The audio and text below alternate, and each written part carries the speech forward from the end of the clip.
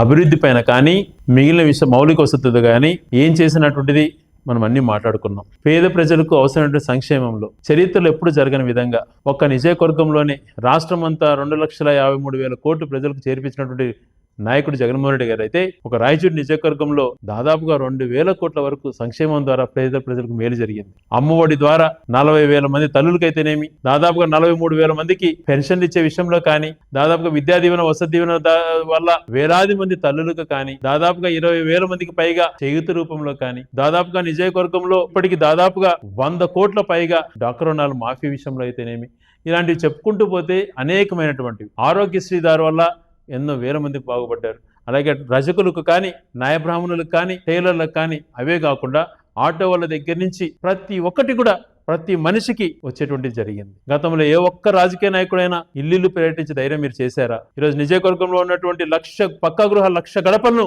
నేను తొక్కగలిగిన, ప్రతి ఇంటికి వెళ్ళగలిగిన, ప్రతి ఇంటికి ఏమొచ్చిందో చెప్పగలిగిన మీకు ఆ ధైర్యం ఉందా చేయడానికి? మీరు ఎవరన్నా ఈ అంకుట దీక్షతో ప్రతి ఇల్లు నేను తొక్కాను, ప్రతి గడప తొక్కాను అని మీరు చూపించగలుగుతారా? ఈరోజు చరిత్రలో ఎప్పుడైనా చెప్పుకోగలుగుతా నియోజకవర్గంలోని 1,00,000 పక్కా గృహాలు ప్రతి ఇంటికి వెళ్ళగలిగాను. అది ప్రభుత్వం మేలు చేసింది కాబట్టి అది సాధ్యపడింది అని చెప్పి తెలియజేసుకుంటున్నాను.